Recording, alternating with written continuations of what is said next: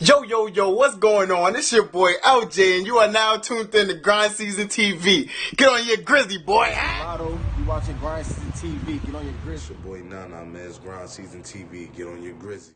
You already know it's Blizzy 44 to 305. Heavy chicken on my motherfucking plate, nigga. Hold him to the rock, nigga. Shout out Grind Season TV. My brother Vis, nigga. Get on your Grind Season TV. Get on your grizzly. It was Grind Season TV. Yo, it's niggas, I rap, Mr. Yamshin, Mr. Killing them all, stealing the women and stealing them off. I did it, get in the drawers, and you're fucking with Grind Season TV, nigga. Get on your grizzly, nigga. Grind Season TV. Get on your grizzly. You dig?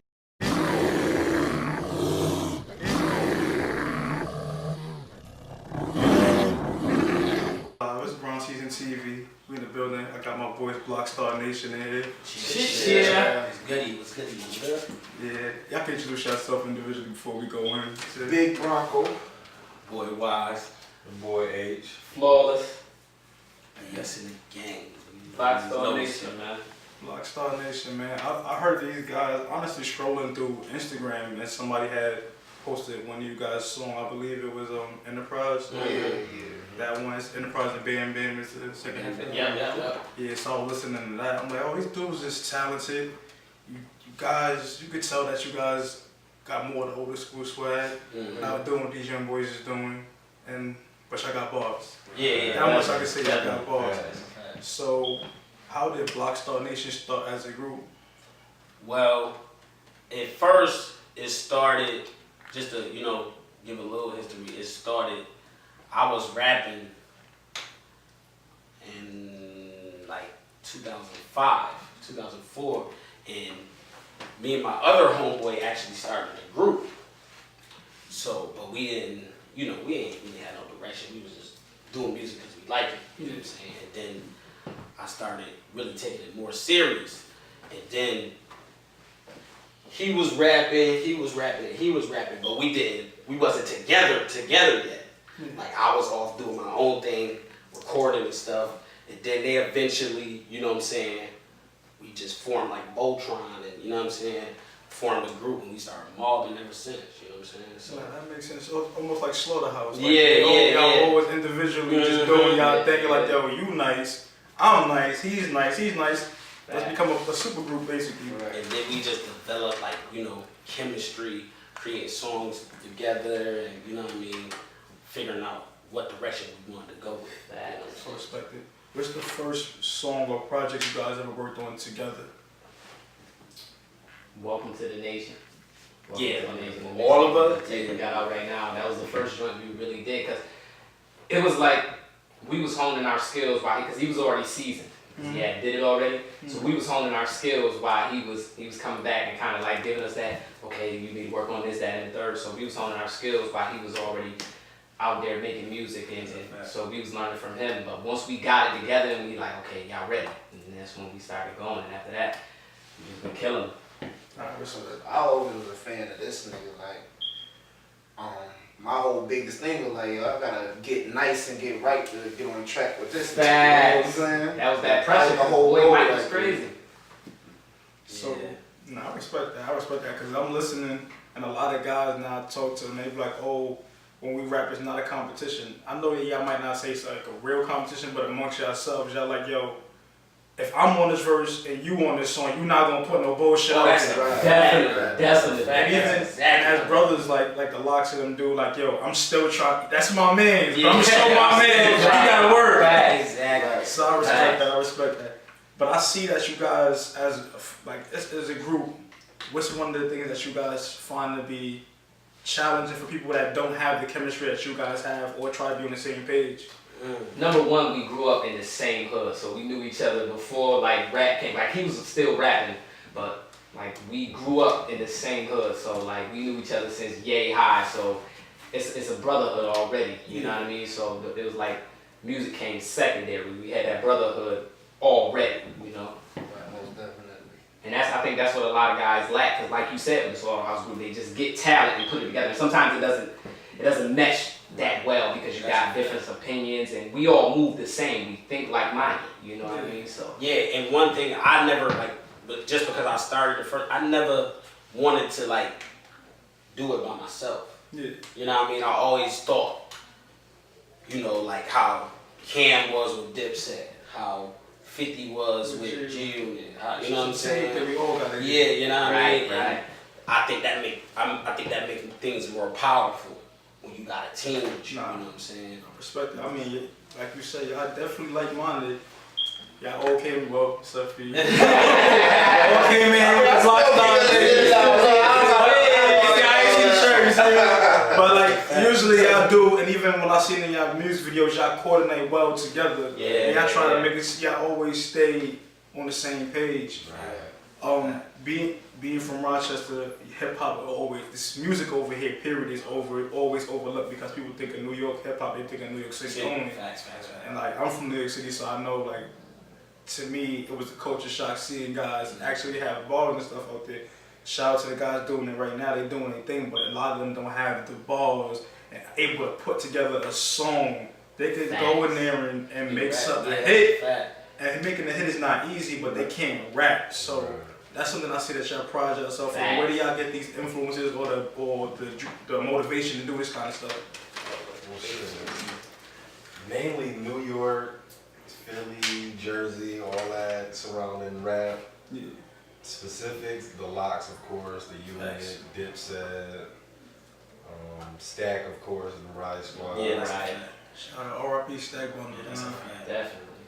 That's a fact. Yeah, we kind of, you know, off of like I'm a mixtape baby, so I grew up off, you know what I'm saying, Clue tapes. And, you know what I'm saying, all the early, I was Bad Boy mixtapes. Exactly. So I'm kind of from that era. So I always, you know what I'm saying, seen that even if you make a hit or you make a record, it's gotta have something to it. You gotta have, you know what I mean, some kind of quality in what you saying. Exactly. You know what I mean? Nah, I respect that. I'm sitting here saying I remember that. I'm only 24, but my brother's a little bit older. So I can steal late joints. You're still part of the same generation. Yeah. I used to steal late joints all the time. Like I told this I think on another episode. Like my sister had a Barbie cassette tape, so my mom used to be laughing, think I'm listening to my sister music. But really in there is DMX and Starter. I'm like, what the hell with that Barbie? I'm like, you don't even know I'm in here listening to niggas start something. I'm in my bag, but it's just something different. What is something that you guys find to be challenging to be lyricists in Rochester? Because we know there's guys out like now, like yourselves. There's Riggs, who's one of a dope, like the whole cloth period. Shout out to the cloth. They dope lyricists, but they don't get the same recognition as guys, the young guys coming in. I don't want to say any names because I fuck with them too. Right. I have respect for them. And shout out to them. I mean, it's difficult because it seemed like all the attention is on not necessarily people caring about bars and stuff like that. But I think as long as you can balance it out and stay true to whatever you do and whatever you want to bring to the table, but not be too far from to where you excluding it, what the new niggas is doing, but you able to say, I may not do everything y'all do, but I can do y'all type of beats with my style, my flows, you know what I'm saying? And that's kind of what makes us different because I'm from the old school where hip hop matters, but I could take a trap beat and murder that shit. Even like I said, the Enterprize, it's a little bit up tempo. You guys is doing y'all thing on there, but when you watch the video, it was like, alright, these niggas is still real bars, man. So I respect that, man. And I feel like at the end of the day, it's like all the trend right now. And you know what I'm saying? When Substance come back, you know what I'm saying? Because it's some shit that was bangers last year that it's out of niggas' head. Like, you know what I'm saying? Substance gonna stick around regardless of whatever. Actually, I was, before you guys came here and stuff, and I was out and about, I was listening to J. Cole album, 1985 joint, and he was saying that joint, and that was like some dude named Smoke. I'm like, I don't even know who Smoke is. And he never heard of J. Cole. I know Lil Pump had the Gucci Gang, but I'm like, Lil Pump had another song called Gucci Gang. Like, so he's saying this stuff, but it's like, this is real things, and even the young boys out here now, some of them they be hitting 20K a day, and my thing is, my challenge to you now is last a year.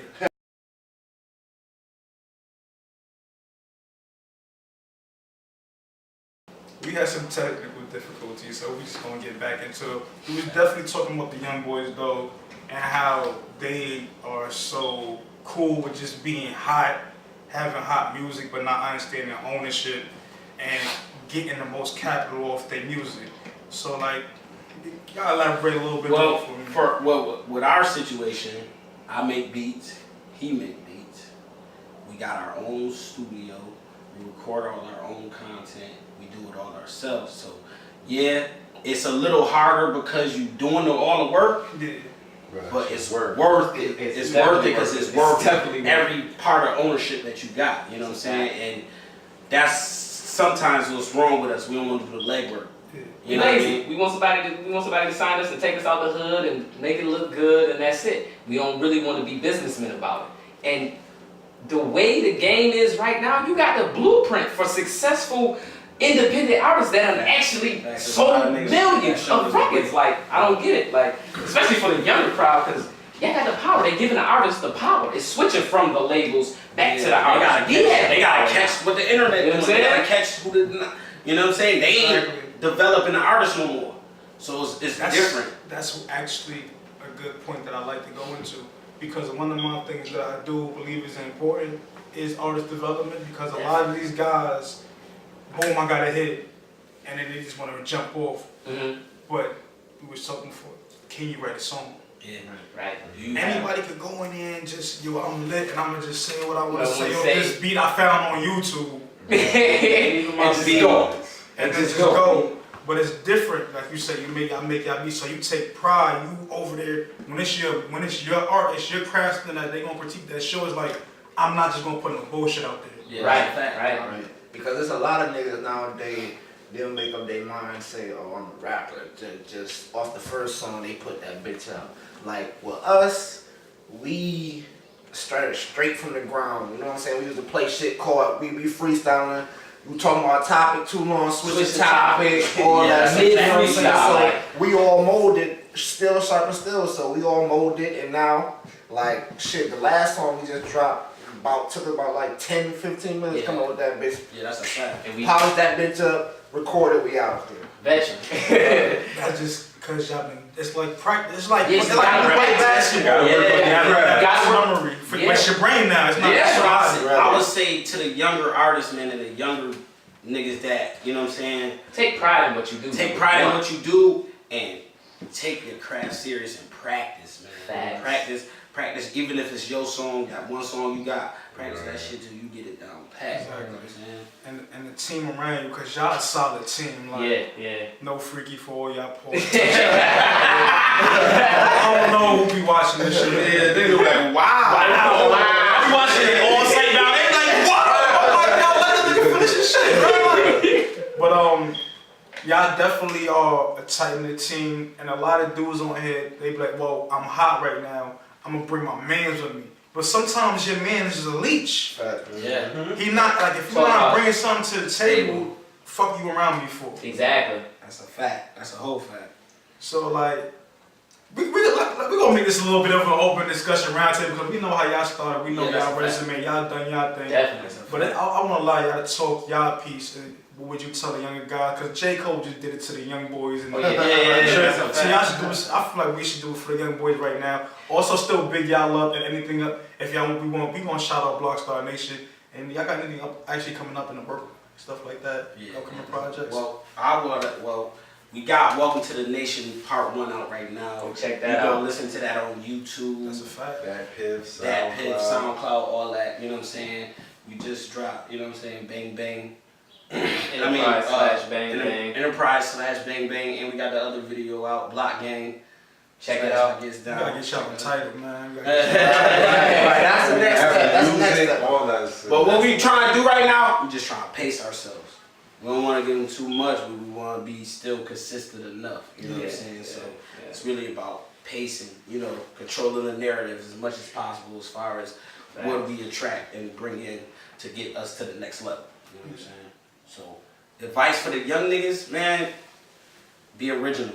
Don't get infatuated with being hot. Try to be legendary. Be original. Right. And think legendary, because the hot window There's always gonna be somebody that's gonna be hot or hotter than you in that year. Jay-Z's career, he done seen mad hot niggas. Can you recreate that you know what I'm same saying? hotness though? That's what makes you legendary. That's what makes you great, and that's the difference. And fuck the hotness. This nigga Jay just put 444 on the fucking billboard. Yeah, they didn't say he was dropping nothing. It had no name. All you see was 444 everywhere. And then the next day, everybody found out, oh, Jay-Z dropping an album. And that shit. Yep. Same thing J. Cole. So exactly. Crazy. Crazy. You know what I'm saying? And when you got Substance, that whole album was Substance. Yeah. Even though I know a lot of people be like, well, he talking about some old head shit. I'm a Jay-Z fan, and I kind of felt like that, because I want that, you know. But in my lifetime vibe. That's a fact. But I just want to pose this question to the younger generation. When did it become cool not to receive the Jews that's given to you? From the older generation. When did that become cool? Why is it cloud chasing and I'm hating because I'm trying to put you up on game? Because I'm trying to, I don't understand. They be like, oh, you an old When did that become cool? That's the thing. These niggas, like, I try to teach them. I'm like, listen, I never try to spank nobody's hand to teach them like a kid. But it's like, my thing when I was growing up, no matter what I did, and I've done some dirt. Facts. When the OG started talking, my brothers and my cousins and my friends, and they run over there, I'm over there listening. I want to soak this game up because you know why? They did it. They did. They've been here already. They've been here already. And I'm taking, and like I told y'all off camera and stuff, I'm from the Bronx and stuff like that. Right. But I was going back from Harlem and the Bronx. I grew up around old time hustlers. Really? And I mean niggas that was hustling in the 70s and the 80s and the 60s. Different. So they teaching me game.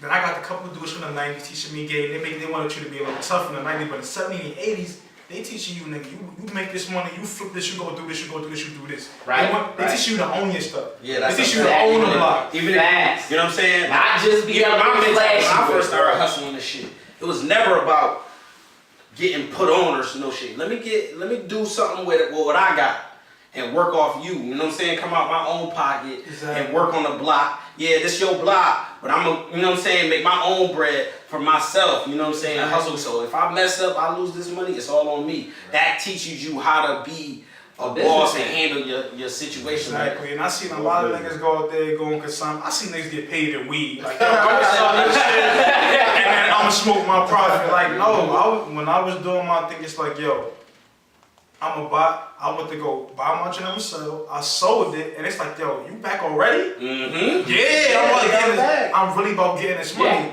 Even when I did in other years of my life, I ain't gonna say nothing could be, listen, this didn't happen, FBI. But when I was in other places in late stages in my life and I was still doing that stuff, my homeboys, yo, so let me get it down, let me get it. Nah, nigga, fuck that shit. All this shit here is cause, nigga, I can't go home. Yeah, that's a When this semester over, nigga, I'm back in the hood, my mom not letting me in the house, so I gotta go get this money. Yeah, that's a fact. I can't play with you niggas. I can't play with y'all. I'm not staying in your crib because then I can't trust you. Yeah, you probably gonna, nah, we good, bro. Right. So it's just different things in our life, and ownership is something that I don't think these young kids care about. They wanna have the new jewelry. Right. They want everything fast. But this is, like they call this the microwave society. We got the internet. We got microwaves. You know how many people out here don't know how to fucking cook a hot meal? But it's dumbing down. It's dumbing down the generation to make them lazy. Making them lazy and making them too dependent on technology. Don't be dependent on the system, man. You gotta work for something. Use it for what it is, because it's a lot of things that YouTube has available. It's a help. You Yeah, that's a fact. You know what I mean? All these new internet tools and all these, it's a help to get you to reach certain audience quicker, but you never want to put all your leg work into it. You know it's still about touching the streets. It's still about doing shows and events and reaching out to I'm people. glad you said that. How do you feel about, because one thing I swear I tell these dudes, I love that these guys get 30, 40, 50, whatever K views on YouTube, but the importance of doing performances, of actually touching your fan base. You see him in the camera, But you wanted to answer? Yeah, you gotta answer that. You've been too wide over there, low key. And then I'm gonna chime in that. Performances, like, I would say for videos, that's like a set performance in a sense. Mm-hmm. Shows, you never know what you may get. Right. And that's how you reach that fan base, you reel them in. Because it may be a person that say, yo, fuck it, I'm gonna just go out tonight. Never been to a rap show whatsoever. Exactly. And you can take on that fan base and that person might really fuck with you and just start telling everybody, and it just becomes a cycle almost. And I want to just share a little game to add on to what he said. Right. Just last year, a little bit, March last year? Yeah, March 25th was our first show last year. Now we here. Think about that. Yeah. March 25th, last year was our first performance. Nobody knew who we was, bro. Right. We went in there, tore that bitch down till nobody could deny it, and that's how you gotta move. Your shows is everything. That's how you get your bag in this industry. You gotta have your show game. What Cole said? Never stop touring. Yeah, never stop touring. Giving us game. Giving you the game because that's where your money. And another thing. You had a 30,000, but will people come out and see you? Exactly, because if you gotta perform, you can't. I know y'all remember when it was something to it when Meth and Red they flying around, coming down, and then niggas coming under the stage, and they're not putting on no more. It was actually a show. You go back to Mike James Brown, because I'm a musician, so I'm from that era. You know what I mean? I look at that. Them boys was putting on, you know what I'm saying? They was performing. You switching outfits during the show, come out different to this song, where you come through the crowd. Ain't nobody being creative no more. Everybody just getting there. Nowadays, niggas are stumbling out there. Yeah. Barely even stand up. They too fucked up. Jumping in the crowd. I swear, like people make fun of me all the time. But one of my favorite artists is Bobby Brown. But if you watch his performances are, this motherfucker be coked out his mind. But he be out there busy. Right. Like Prince is another one. That's Purple Rain post up there. People see that. Definitely. The legend. Rest in peace, Prince. Somebody told me at Madison Square Garden he played 27 instruments in one fucking concert. How the fuck can they do that? Exactly. And they said by the time the concert was over, all you see was mad women panties on stage because he did his thing. That's what it's about. Because you gotta make the people want to see you again, and you gotta. This may be okay. You gonna have your core base of fans, but for that, like you said, for that instance where you got that one person who may just be going with the homies or whatever, you want to make them enjoy yourself. I want to impact you so you remember that. Right. You understand what I'm saying? Man, remember they did this? Yo, they jumped off. And so y'all talking in the midst of y'all chilling, y'all talking about us and how y'all enjoyed yourself being around us. You know what I'm saying? I need more tunes to follow the music and follow what they do and stuff like want to go to YouTube. Exactly. And I was just at a shout out to Tiger Guitar, shout out to Jay the Blue. I was at a Lil Yachty concert in Rockport. Yeah. And I didn't realize how many Yachty songs I knew until I seen him perform. And Yachty he started a water fight. There was cases of water on stage. I knew because I was taking video for it, and I'm over there. This motherfucker started going there, opening bottles. So I'm recording Yachty. He walked over me like, yo, bro. I'm like, man, cool. They started throwing water at people. I'm like, yo, this shit is lit. And they throwing water back at him now. Yeah. He started throwing water in the crowd. We throwing water back, and they throwing water at each other. So it's fun. Exactly. Enjoying it. Right. Exactly. And that's what you want. You want that type of atmosphere. They had a mosh pit at that motherfucker too. But Rockport got mad white people there. So, you know, when they start throwing water, all the sisters and the black dudes like, yo, don't throw no water on me. They start looking at it. But then you had the black dudes that's like white. They was still out there doing that shit. I was like, yo, y'all niggas doing too much. Facts. But Yachty is great. I would say out of the new school, this generation, I would say Yachty is top. I said top 20, maybe top 50 performer. Like live performance because he has a lot of energy. He's still young, so he. He gonna come out and jump and run and do all that, but you gotta do that. That's what the performance is about. Like even with us, like we like to bring that energy. Gotta bring that energy because you gotta have stage presence. You gotta. I see it even in you music videos though. Like if it's your verse. They still got that same energy. Exactly. Like it don't matter. So So and on top of the fact that you love what your man was just saying. Right. Exactly. You like, ooh, because like I said before, you ain't letting about no bullshit. Exactly. So when you see us behind each other, like going crazy, we enjoy it and we wanna, you know what I'm saying, give you that best performance out of everybody and keep that same energy. Exactly. We're gonna switch it up a little bit. What would you say is one thing that being an artist surprised you? What's the most surprising experience of being an artist?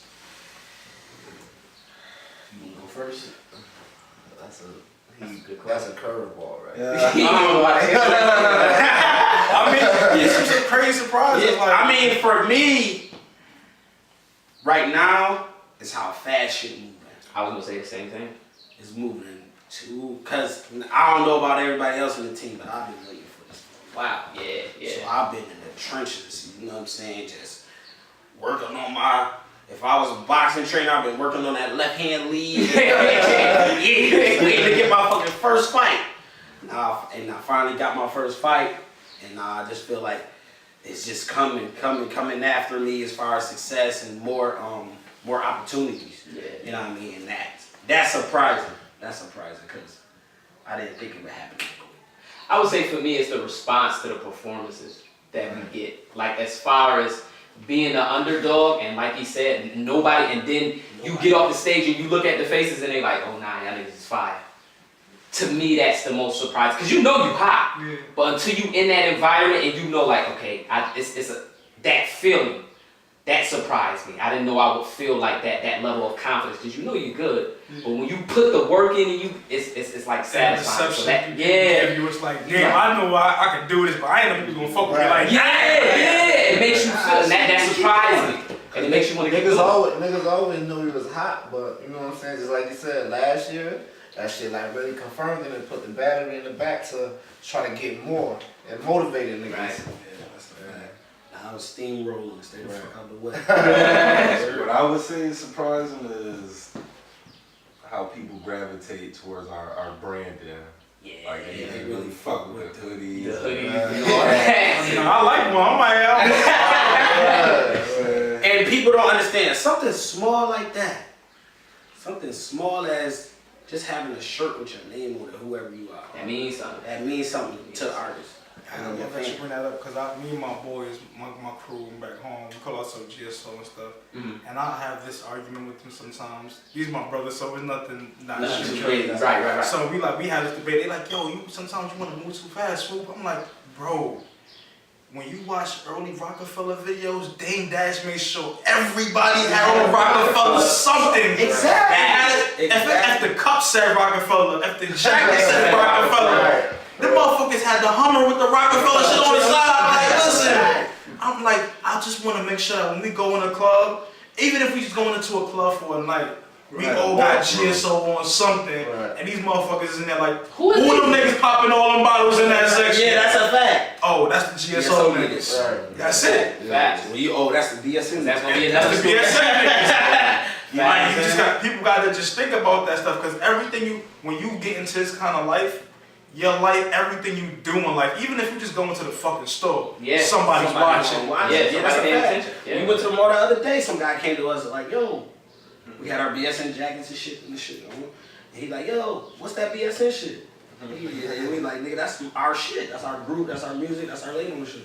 He's like, man, where can I find? So we told him the information and shit, talked to him. So it's just crazy how just us doing that, walking through the mall with matching jackets, branded up, bringing people attention. Exactly. They want it brings their interest. That BSN like the R and Rough Rider, man.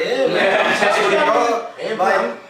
And plus, you know what I'm saying? Fashion getting weird as a bitch right now. So it's and we want to control the narrative. That's a fact. You know what's the crazy part? Because people always say hip hop is broken up into 5 parts. I always say 6 because nobody in hip hop is a bum.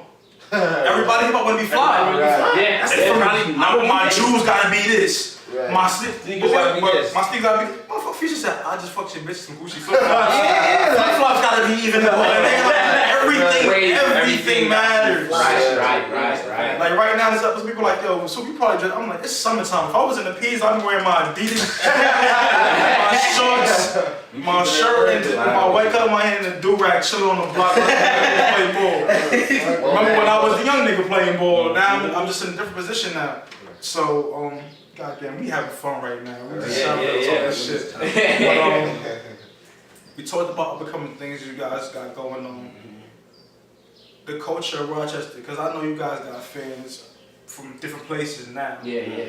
How was y'all first received by rock? Because you know everybody when they first come out rapping, especially in Rochester, because the culture of the city is like, oh, these niggas rapping now too. How was it like for you guys with this crab in the barrel mentality? Something people have out here, even though it's your city, and I know y'all love it. We all got to answer that question. You want to go first? I mean, I feel like they respect it. You know what I'm saying? And if it is like negativity, they definitely ain't say nothing crazy to us. We ain't hear no negative. Honestly, I ain't hear no negative. I could agree with that because I've never heard of even from the young guys who don't even like a lot of motherfuckers. Right, Mm-hmm. right.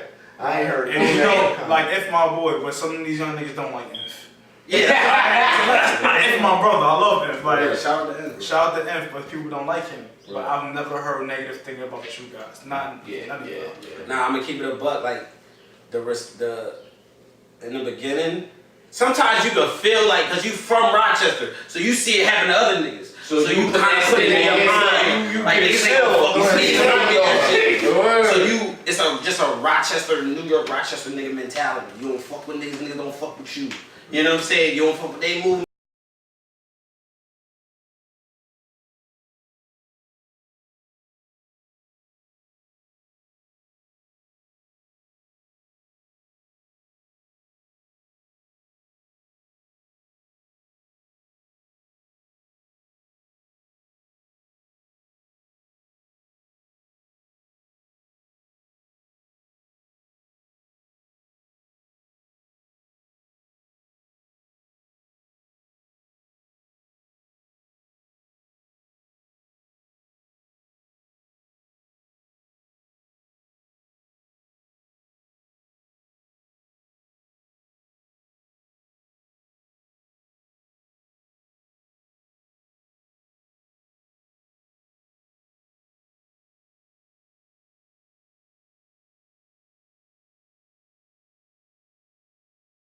So we was in there, but shout out to Clinton Zoe, he just texted me because he wanted to send me a song.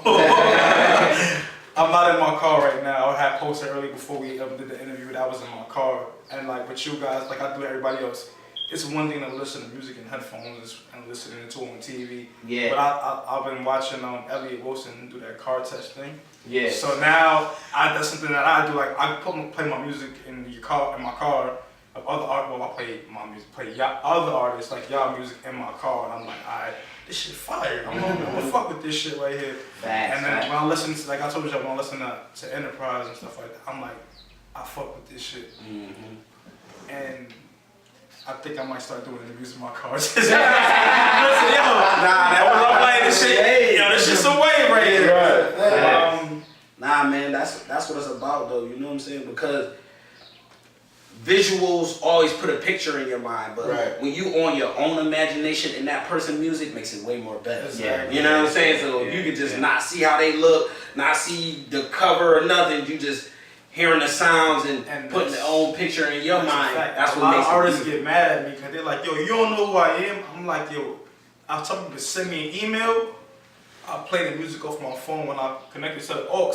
I don't know how you look. Yeah, that's a fact. I don't even know your name. I'm just playing the song. Because half the time, people emails don't even be their rap name. I'm like, if you want to be a rapper, don't send me an email from your real name. Because I don't know who the fuck you is. Who the fuck is Jonathan Williams? Like, yo, my name Killer Pito. Yeah, like, I don't know who the fuck it is. Like, nigga, it don't match with me. Because I know, like, with you guys, y'all got y'all BlockStar and this shit email. Different. And one thing I tell artists is check your email. You never know what the fuck is in there. Somebody could be reaching out for a photo shoot. Like when we connected because we connected. But usually when I connect with artists to interview them, I tell them send me an email. I'll send you an invite and we'll set up a time and this, that, and the third. And motherfucker, I send an email. Motherfuckers never respond. I'm like, y'all want an interview? And I'm like that way. I'm trying to shout professionalism. And that's the main point. I like to stress to the younger crowd, you have to take it serious at this level. Don't wait till you get in the corporate offices and them buildings and then talk about, oh yeah, now. No, because this is your business now. Where the ground, at the groundwork, at the ground level, you gotta take it a professional.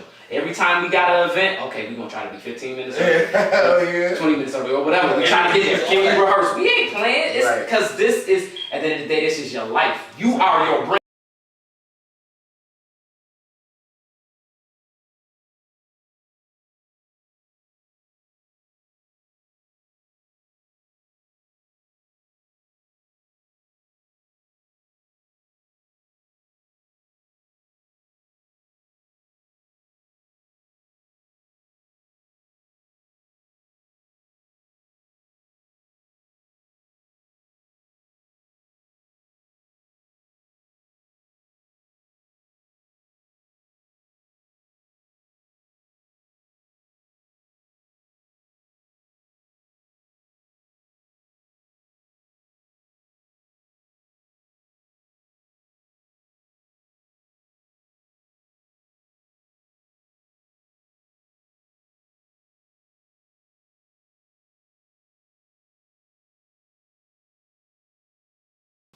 is live. Yeah. So before we get up out of here, we gonna close out with this little segment. We hit this behind the stage and stuff about right behind the stage. Behind the scenes, they tell us about their first show, and I feel like this is something that they should share with all of y'all. Oh man, like our first show, like nobody knew who we was. Nobody. They put us on a card and they went and did the promo at the radio station. Rich. Yeah. Rich. Yeah. So when they went and did the promo at the radio station, we sitting in the car, we listening for our names, like, yo, they gonna mention us, son. This is about to be on the poppin'. Right. And they skip us. They don't even mention us, we on the card or none of that. So we could have took it two ways. We could have been like, oh, why they ain't mention us? Right. Or Fuck the video. fuck them, we gotta tear this bitch down. Right. And I swear, once we did that, we was the first act on. So all these other acts, you know what I'm saying, was already known. They already had a fan base. We ain't had no fan base. Nobody. It was just we knew each other raps. Right. That niggas, was it. Niggas like, why these niggas even on the car? Niggas was like, why we was even on the car? So then we put in that work. As soon as we hit that stage, Shut it down. we shut it down, tore that shit down, and I swear, like, niggas was leaving like They opened the show. Yeah. You know what's crazy though? That shit sound like the Red and Meth shit. Cause Red and Meth Man, they was doing this thing when they was opening the show, and they were like, they was fucking it up so much, opening up show. Niggas would come behind like, yo, I don't want to go behind. And I be like, I'm so hyped now that I don't want to go first. Right. Just to, you know what I'm saying? Just to set the bar. That's a hard act to follow. But we did our thing on that in that first performance, man, and it was like everything. Rich did mention us at the radio station. Yeah. Rich was the only one. But it was like they was talking over him, so you couldn't really hear. Right. He like Rich up in there. It's crazy, man. So That's crazy. we just felt, you know, You feel slighted because you feel slighted for your craft and what you have done. You gotta prove yourself. Sometimes you gotta prove yourself. It's motivation. There's nothing wrong with being an underdog, man. Yeah. That's a fact. And if you don't believe us, you can subscribe to the YouTube channel And check it. And and footage check out the of it. footage. You know what I mean? Well, before we get up out of here, I got one more thing to say. If you don't want to go behind Red and Meth as rappers, you don't want to go behind Bernie Mac if you was a comedian. Fact. And you don't want to go behind BlockStar. But yeah, Make we sure- gonna get up out of here. Tell them where they can find you guys stuff at, man, before we get up out of here. I mean, you can check us out on IG, BlockStar_Nation43. That's the numbers 43. You can catch us on YouTube, SoundCloud, Dat Piv, at Welcome to the Nation Part 1 out there. So go ahead and get a look for that. Definitely get a load of that, man. And the next project gonna be on Apple, Tidal, all that. And one cool thing about Tidal, if you don't know, you can always go back and change things. So you could change a certain song on it. You don't have to take that whole project. So shout out to Tidal. Yeah, Shout out to Tidal for that because Ye was going in there with his last album that he did, and he was like just doing some production stuff and then putting the song back up rather than taking down the whole album. Oh, that's and crazy. redoing Oh, shit. that's So crazy. shout out to Tidal for being able to do that's that. Right. Well, we about to get up out of here. Grind Season TV. Grind Season TV, man. Block Nation, man. We out of here. Facts. BlockStar Nation.